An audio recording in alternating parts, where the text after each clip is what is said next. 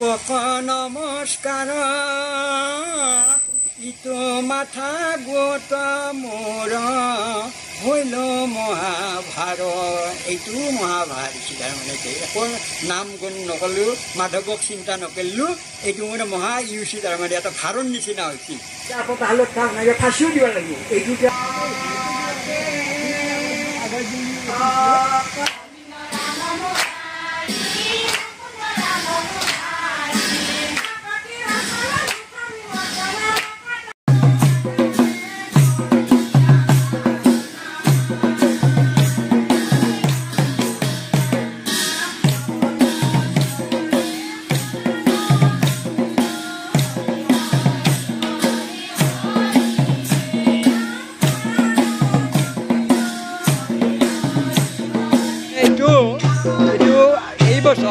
এইটো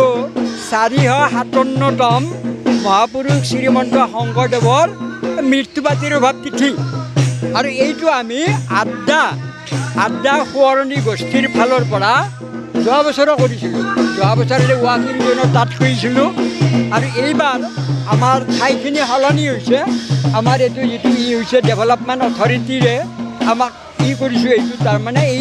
এই ঠাইখিনি তাৰমানে আগতে কাৰ্নিভেল উৎসৱ পাতিছিল ইয়াতে আৰু মিউনিচিপালিটিৰ আণ্ডাৰত আছিল এইবাৰ আমাক ডেভেলপমেণ্ট অথৰিটিক মানে দিছে এই ঠাইখিনি আৰু ইয়াৰ এই মঞ্চখনত আমাক কৰিছে গতিকে এই মঞ্চখনত আজি আমি গুৰুজনাৰ তিথি আমি পালন কৰিছোঁ আৰু ইয়াত আমি দিনজোৰা কাৰ্যসূচীৰে আমি ইয়াত আয়োজন কৰিছোঁ প্ৰথম আমাৰ হৈছে ভাগৱত পাঠ আমি কৰিলোঁ তাৰপিছত নাম কীৰ্তন হ'ব তাৰপিছত মুকলি সভা হ'ব তাৰপিছত প্ৰসাদ বিতৰণি হ'ব তাৰপিছত সন্ধিয়া আমি বন্তি প্ৰজ্বলন কৰি শেষ কৰিম তাৰমানে যিটো মহাপুৰুষ শ্ৰীমন্ত শংকৰদেৱৰ যিটো আৱিৰ্ভাৱ যিটো গোটেই ভাৰতবৰ্ষতে এটা ভক্তি আন্দোলন হৈছিল মধ্যযুগত যেনে ইয়াত হৈছিল যে দক্ষিণত কৰিছিল শংকৰাচাৰ্যৰ পিছতে এইটো ৰামানন্দ আচাৰ্যই তাৰপিছত মধ্যত এই চুৰদাস তুলসী দাস কবিৰ দাস ৰাজস্থানত মীৰাবাই বেংগলত চৈতন্য মহাপ্ৰভু আৰু অসমত আমাৰ শ্ৰীমন্ত শংকৰদেৱে ভক্তি আন্দোলন আৰম্ভ কৰিছিল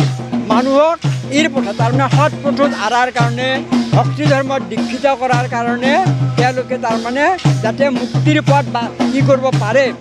উপলব্ধি কৰে মুক্তি মাৰ্গ যাতে তেওঁলোকে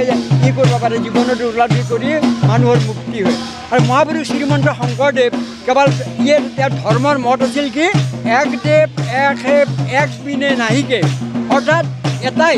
ঈশ্বৰ এটাই আৰু একেজনকে আমি কৰিব লাগে আৰু সেইজন কোন সেইজন হৈছে শ্ৰীকৃষ্ণ আৰু শ্ৰীকৃষ্ণক যদি আমি কৰোঁ তাৰমানে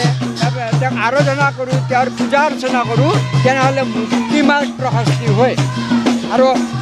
শ্ৰীমন্ত শংকৰদেৱ কেৱল যি এজন ধৰ্ম যাজক আছিল ধৰ্ম প্ৰচাৰক আছিল তেনেকুৱা নহয় তেওঁ এজন আছিল সমাজ সংস্কাৰক আছিল তেওঁ সাহিত্যিক আছিল তেওঁ সমাজ সংস্কাৰক আৰু অসমীয়া জাতিৰ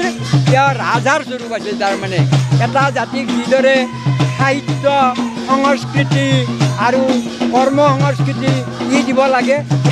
গোটেইখিনি তেওঁ মহাপুৰুষ শ্ৰীমন্ত শংকৰদেৱে তেওঁ আমাক দি গৈছে তাৰমানে আজি তেওঁৰ চিৰভাৱ